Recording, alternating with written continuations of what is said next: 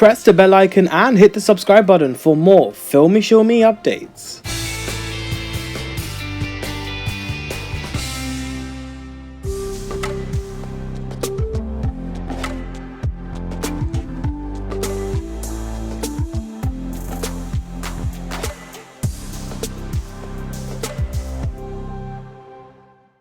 So, Pranutan, it is so wonderful to Hi. be doing our first ever video interview. Welcome to Filme Shilmy. Thank you so much for joining us today. Thank you. Thank you for having me. Thank you. So, first of all, it's been, we've all been under lockdown. So, what has been keeping your mind occupied and keeping you busy? Well, I think in a home there are so many chores to do. Like we wake up in the morning, then there's tea, then there's breakfast, then there's bhaji cutting, then there is sham ka kuch, then there is dinner. So all that, and also washing everything. Even the supplies that come, Mm, they need to be washed thoroughly. So there's a lot of work that is happening at home, in terms of keeping everyone busy with the basics, cleaning, all of that. right. Lovely. I mean, but before lockdown happened, I believe you had just finished Helmet, right? No, actually, we have about 7 8 days of shoot left. Oh, really? So Oh, yeah, God. yeah, Oh, God. So you've got to, I guess, Mm. resume that once lockdown ends, right? Yeah. Hopefully, yes, of course. Just waiting for things to start Transpire. up. Yeah, exactly. No, absolutely. I think also a huge congratulations as it's been 1 year since Notebook released. I can't believe a year has just gone by.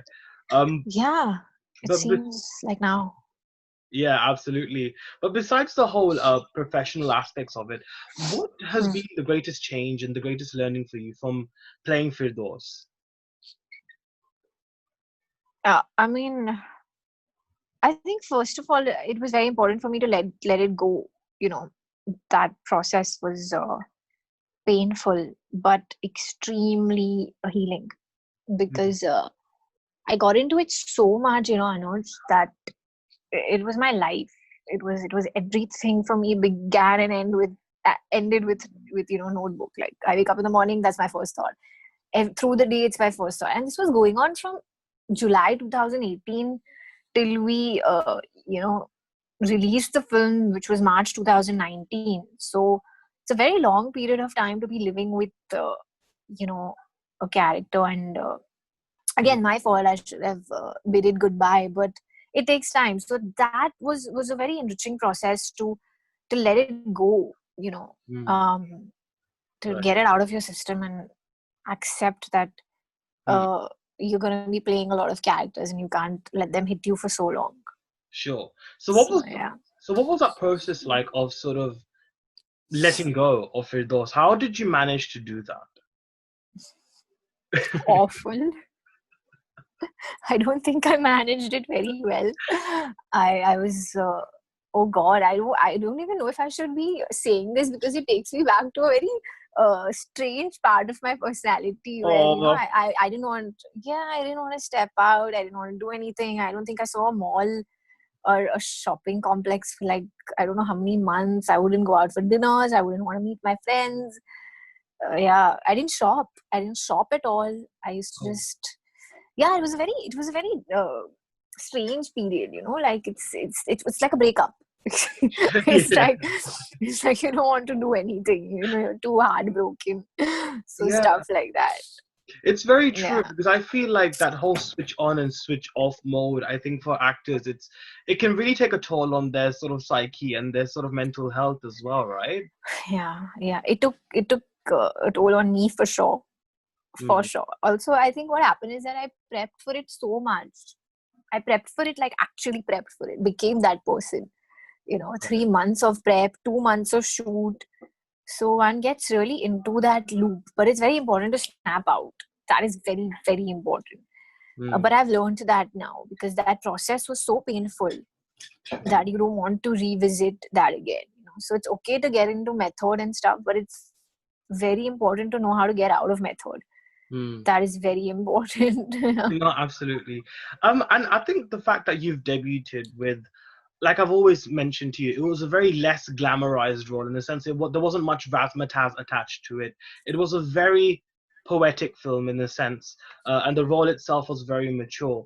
So how difficult was it to kind of portray that? Because you're literally, I think we're around the similar age range. So how was it for you to kind of essay such a mature role?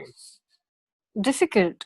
Um, Difficult because, as you said, that she is mature. She's, lived a life where she's lost her parents at a very young age, and I think that automatically matures you.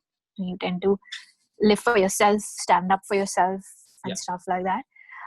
But that's why the process of prep was so intense. Zahir and I used to be prepping Monday to Saturday. I think 12 to 6, 12 to 8. Wow. Yeah, for 3 months, and tons of breathing exercises. We were made to write down the history of our characters from birth to script. Wow. So I knew like her favorite color, stuff which is not even part of the script. Her best friend, who was her best friend when she was 8? Uh, Yeah. the incident which made her lose her parents. This was all our homework, which we had to do ourselves. Stuff like which sweet did she like and stuff like that. So it Wow. was very, very intense. The prep, That- breathing exercises. Wow. It was a I lot can of imagine. stuff was going on. It just seems like a crash course in acting within just a few days. It's not even then. I feel that I mean, as they say, the more you get into it, the more you realize how less you know. Right. So at that time, in fact, it took me a lot of time to accept this method of learning because I didn't know of it, and I'm generally very rebellious as a person. Just like I'll question everything. Why? I have this why going on all the time in my head. So but now I can't even imagine going on a set without doing my meditation and my breathing exercises and so even for Helmet, even though I didn't have to go through any prep as such, because I was signed on to the film 10 days before we went on floors, so there was no time for prep, and I was freaking out because I'm used to notebook prep and I'm used to this system of knowing your script in your sleep. Today also, Anuj, I know Zahir's dialogues. I'm sure he knows mine. So stuff like that. Yeah, we've really I don't think we'll ever read a script as much as we've read notebook and as much as we've like lived with it. Sure. I'm pretty sure. So but I used to do my exercises even for Helmet, even though it was not a requirement of the director or the team. But every night in my room, I used to do my breathing, I used to do my tongue exercises and stuff like that, which clears your speech, or meditate and stuff like that. Read my script, read the scene every night before. So I think it's not just about it's a lot about discipline and focus also. It inculcates that in you. Sure. That's very Definitely. important. Oh no, it's wonderful. And I think when I hear this, it's great because it really makes one understand the real base, the foundations of an actor, and it often just comes from, like you said, the discipline and sort of getting into that right mind space. But I think last time we spoke about Helmet, in fact, the film itself seems to be completely different. I mean, your role, I think, like I mentioned in the podcast that we did, was pretty much kind of reminded me of Kriti Sanan's character in Variniki Barfi. How challenging was it for you to kind of play this role in particular? I mean, what can we expect from you? I was just telling my father this a couple of days back that everyone perceived Notebook as a very difficult role, which of course it was in its sphere. But honestly, the character I play in Helmet, she is so loud and she is so stubborn and she's so like, I'll slap you if you don't do this. That's her whole attitude, and it's very different from what I am as a person. Like I'm more like civil. I'm more like, calm down, let's sit and talk. Exactly. She's like, I don't want to listen to a word. Like, get lost, my way or the highway. And she's violent. She's literally like, she's also very dominating. She's very dominating when she's in love, and she's got that trait of scaring her boyfriend. Like, kahan the tum? इतनी रात को अच्छा phone नहीं उठा रहे हो. She's got that whole tone going on. So it was very difficult for me initially to grasp that, you know. But with the help of my director, writer, the entire team, of course, I think it happened. It was a process I learned on set, which I was very scared about, because I was always like, what if I don't get it? You know, this is gonna be horrible on set to be understanding कि ये नहीं हो रहा है, ये execution ठीक नहीं हो रहा है. Yeah, But exactly. luckily it happened, you know. Like the first day was a little difficult and the second day was easier, and obviously on the 10th day the character kind of set in and I understood the world of the film. It's you know, it's supposed to be the heart of India, and I was also very scared actually working with such amazing and experienced actors like Abhishek Banerjee, Ashish Verma and Apar Shakti Khurana. Because what happens is in Notebook, I was alone. If you notice, my screen time was just me. Exactly. So while that is difficult, when you don't get a bounce, that is also difficult. But what happens is when you're working with such experienced actors, they are so used to changing things on set, you know. It's like, हाँ नहीं ये बोले and the director is like, हाँ यार अच्छा बैठा है, चलो करते. And I'm just like, 1 second, what is going on? I'm used to that, you know, script se hatenge nahi, and that follow it to the T and stuff like that. But it was very, very eye-opening to work like that, you know, because you realize the beauty of this setup also, you know, like there's no rigid way of working. That's where creativity flows. That's amazing. That's so good. And I think, so would you say the directors in particular, like from Nitin Kakkar to the director of Helmet, would you say they have been the ones who have helped you to mold into these different types of films and characters in particular? Oh yeah, everything. They've helped me. I don't know how to thank them. They've helped me not only as actors, as human beings. You know, like today I have such a good rapport, touchwood, with both of them. I can call them up for anything. I can call them up if I'm feeling down. I can call them up if I'm happy. I can call them up for anything. But yeah, of course, they've really understood that I need help when I'm on a set. So they're empathetic. Okay. That's completely okay. But I think there's a lot of love out there for you, Pranutan. I'm sure you've been seeing Thank you, Anuj. media and obviously I have. Pleasantly surprised. Definitely. No, but you shouldn't be. I mean, you are talented, okay? Like, don't worry. Itni modest banne ki zarurat nahi. You can say that you're talented. No, Anuj, it's not modesty. I mean, it's just that you know, I feel the movie business, it really it knows how to tame you. It humbles you very quickly. So I don't want to take anything to my head or my heart. I just feel that let's just go with the flow. You know, there's so much to achieve and there's so much to be grateful for always. I mean, the kind of love I get from all of you guys, not just the public, of course the public, Janta is king, but even from the media, you know, the media, the journalists and all the media houses. It's lovely because I don't have that active PR going on. I think you guys know that, you know, but still y'all reach out to me and y'all are so sweet and kind and, you know, shower me with compliments. So it always feels nice. Oh no, but I think it's our pleasure as well, you know, Pranutan. It's just wonderful to see such a talent, which, like you said, isn't relying on the PR game per se, and is relying solely on your mehnat, grit. No, it's not about relying. It's not about relying. I think it's also important to have that in place. Yeah. But I think as a person, I'm a little low key. You know, like I have to be told, please go for this. Yeah. You know, Exactly. I want to go have coffee with my best friend. So No, but totally.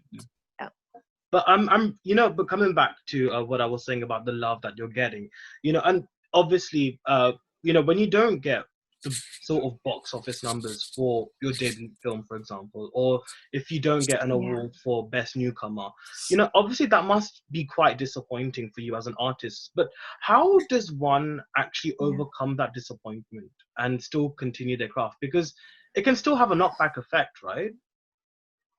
Yeah. So, you know, Anuj, just two aspects here.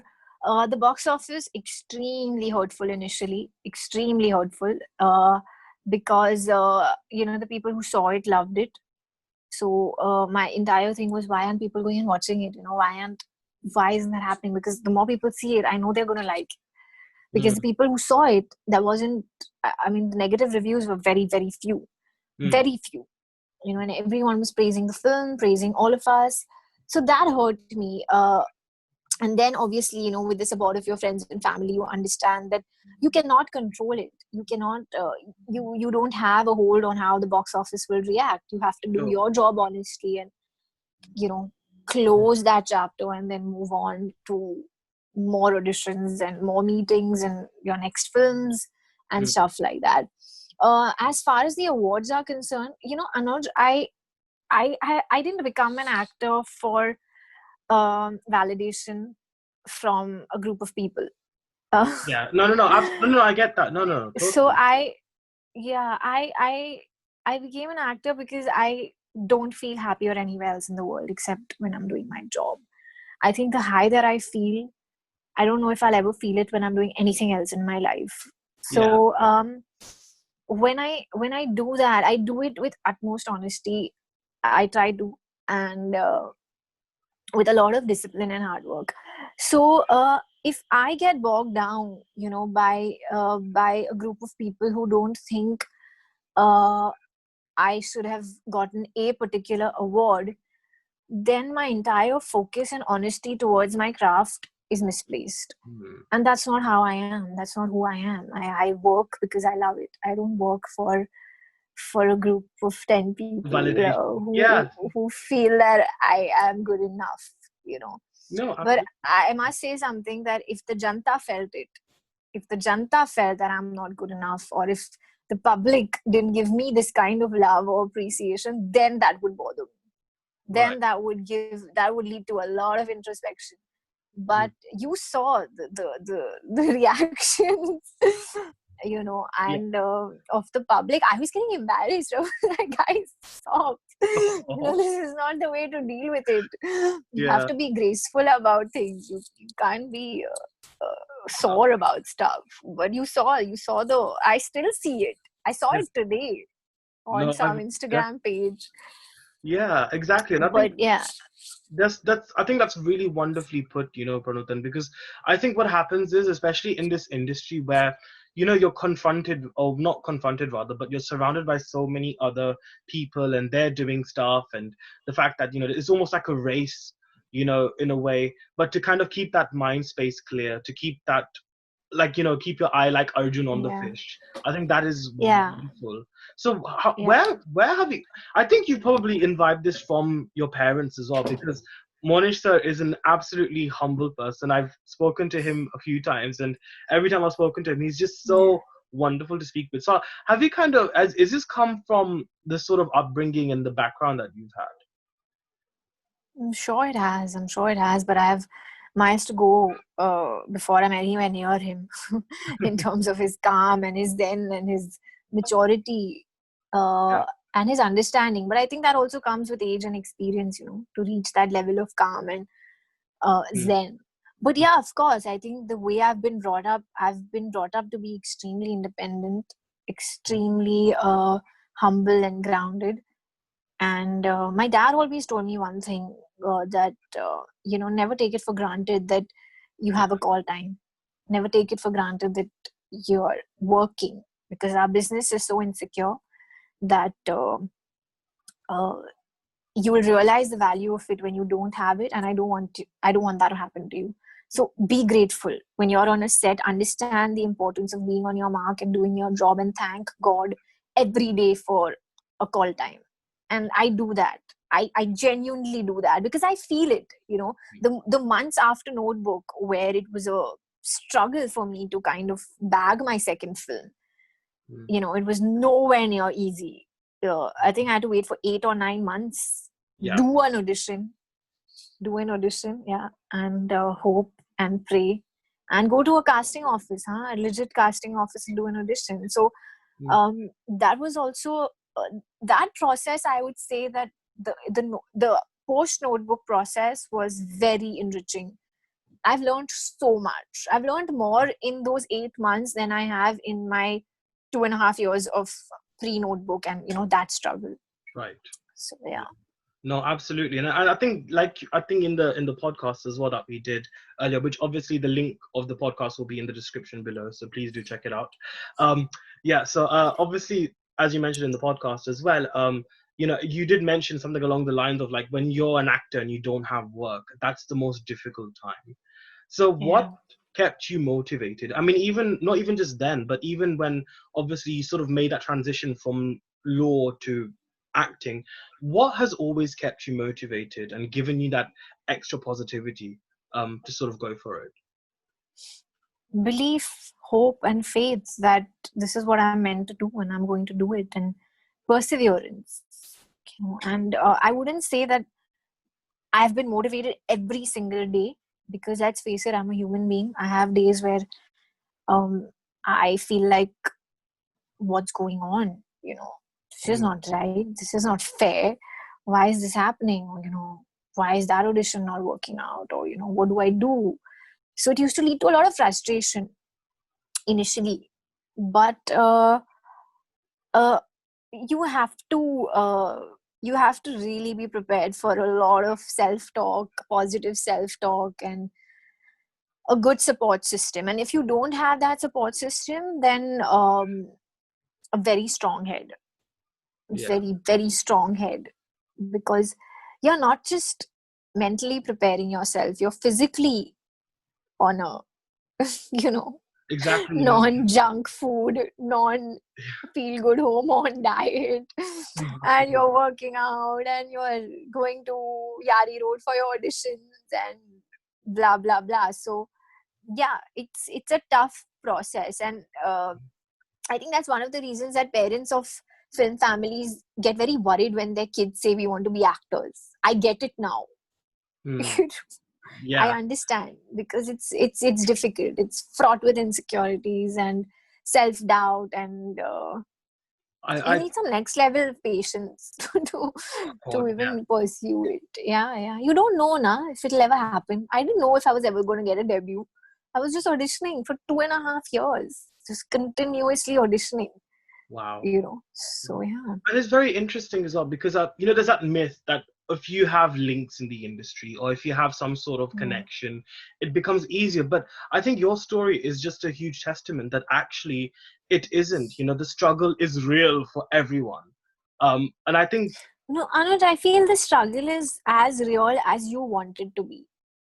Beautiful. It's the path you take, it's the choices you make, it's the phones you choose to make or choose not to make. I'd really like to say this, because when I started my auditions, I started on 10th of October 2016 for the first time when I walked in for an audition and stuff like that. And I remember telling both my parents that I don't want a single phone call or a message to be made in this entire process, however long it takes. I don't want you all to do it at all, because I want to know if I deserve to be in front of a camera. So that's the path I chose to take. I'm not glorifying it. I'm not saying it's right, it's wrong. I had many people telling me, even my friends telling me, that why are you doing this to yourself? Because, I used to be crying till 4 in the morning on the phone with them. And listen, my life is not working out. I'm a lawyer. I was in fact in a job which was paying me very well. I just graduated and stuff like that. So I used to be talking to my best friends till 4 in the morning after 6-7 months of auditions, and I was like, what is going on? What am I doing? I'm so educated. I'm sitting at home and auditioning and going to Yari Road, and what is going on? And they couldn't see me like that after a point, and they used to tell me that, why don't you ask somebody in the family to at least make a call? And I'm like, no, I'm not going to do that. So it's the choices you make. It's how determined you are to stick to them even in times of difficulty. Oh, that's very important. Oh wow. I think that's really valuable words. I think a lot of people can use, not just for those who wish to pursue working in the entertainment industry, but just anything in life. And I think hats off to you as well, for No, having. but Anuj, I always say this, when I speak about my journey so far, I always say that I don't want to glorify anything, because I feel that if you want to be an actor, this is the process to be an actor. There are tons of casting offices in Mumbai, and they're amazing people. These people didn't know that I belong to a film family. I used to stand in the line with my placard holding my name, age, height, phone number, and wait for my turn, give my introduction video. Then I used to be called for an audition. They were so kind to me.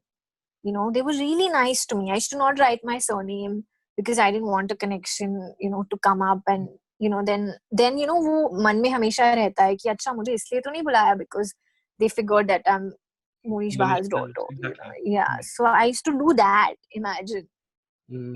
I used to do that kind of stuff. But I don't want to glorify it. I think this is the process, and it's up to you, if you belong to a film family, what you want to do. I mean, who am I to judge what is right and wrong? No, It didn't exactly. work for me to ask my parents to make a call, but I No, guess absolutely. it's to each their own. No, indeed. And I think again it's true. I don't think anyone is ever, there to sort of pass judgments on anyone's life, everyone can do, Yeah. everyone's entitled to take whatever decision they want to do as long as it's not a crime.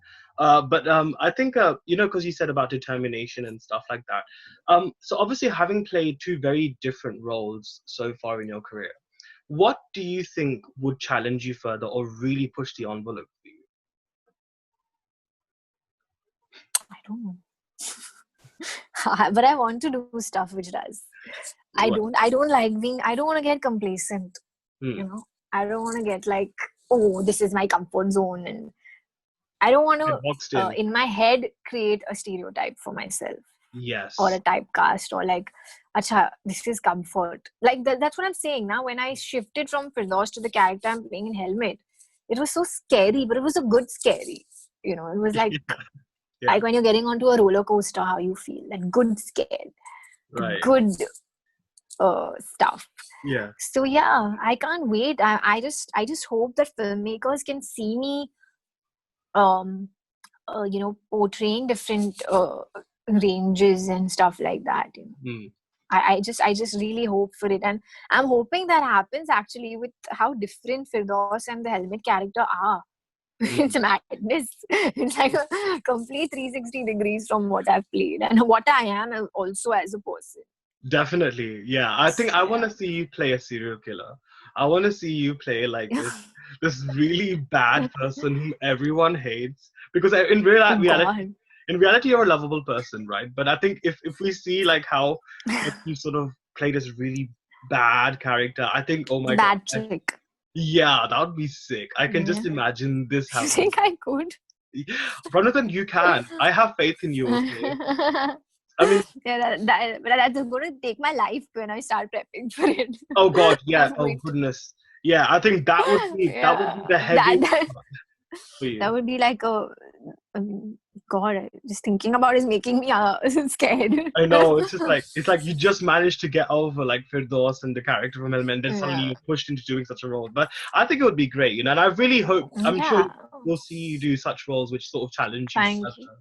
But on a final Thank note, you. Pranutan, I think lockdown has taught us, and this quarantine has taught us that we can never really plan anything, and obviously we have to go with the flow in life. But what do you hope to achieve, or what do you hope to do once this period ends? Lots of work. Lots of work. A call time every day. 2 shifts a day. Traveling for work. Yeah, I just want to work. I just want to work. I love working. My energy on set is like, everyone's like, what is up? Like, what has happened to her? How many cups of coffee have you had? I used to go on Helmet set, and we used to be shooting in the cold in Banaras in a fort. We were shooting in a fort, a little on the outskirts of the city. Okay. And everyone's like discussing the shot, and the DOP is like here, and I'm on set, I'm just waiting, and I just burst out singing Smelly Cat. So that entire day, I've gone to everyone and sung loudly, and everyone in the crew is like, she's not okay. Like, she's just not okay. It's a So great, yeah, that's my energy. Like yeah. I shoot the whole night. I shoot like all night, and 7 a.m. my team and I are returning from Mud Island, and I'm putting up Instagram stories, and I'm like, I want to shoot more, and my team is like, like this looking at me, like, what is she saying? Like we're half dead. So yeah, I love to. They always ask me, they're like, what is the secret of your energy? Because we are like half dead sitting in the vanity van, and she's like, I just did this shot, and now it's the next makeup change, and we have the hairstyles to do, and so the energy, it's like, it's very karte na, let's do this, wow, Yeah, enthusiastic. Yeah. They just get a little thrown off. They're like, bro, it's 3 a.m. Relax. In the words of Badshah, they're probably thinking, ye ladki, pagal hai, pagal hai, pagal hai. Yeah. There are videos of me laughing, looking at my phone at 3 a.m., which is with my makeup artist. And she's like, dude, you're mad. Look at this. She was lying down and I was sitting. I was waiting for my costume, and like at 3 in the morning during a song sequence at Mud Island, we were shooting for Helmet. And I was waiting for the sari to come. And I'm looking and laughing away at 3 in the morning. And she's like, dude, like, it's okay. But I used to always say this to them, that I love to work. I don't take it for granted. I mean, that's why this period is also like, because I am very grateful about being at work. So that's why I'm getting more like, I want to get back to work now. एक तलब सी लगी है काम करने को. Yeah. That's absolutely. what it is. Yeah. Well, I'm sure that's gonna happen. But Pranutan, as always, it's such a wonderful experience chatting with you, getting to know your experience. I always feel motivated and uplifted whenever I meet you. So, thank you. That's the best compliment ever. Thank you so much. So thank you so much, and hopefully we'll do more of these video interviews, because I think it's amazing. We should. So yeah, we should. Wonderful. But listen, take good care of yourself. Stay healthy and stay safe. And all the best for Helmet and all future. Thank you, Anu. Thank you for being so kind always. Thank you. Always a pleasure. All right. See you. Bye-bye. Bye.